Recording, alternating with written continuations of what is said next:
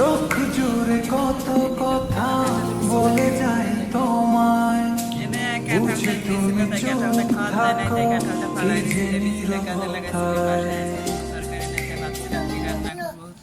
সবসময় একই রকম রান্না করি, তার অন্যরকম একটু রান্না করি। এখানে কাঁঠালের বিচি আমি রান্না করছি, আর এখানে মাছ ভাজা করছি। কেমন হয়েছে আমার ভিডিওটা প্লিজ আপনারা লাইক কমেন্ট শেয়ার করেন, আমার জন্য দোয়া করবেন। আজ এই পর্যন্ত, আসসালামু আলাইকুম, টাটা, আল্লাহ হাফেজ।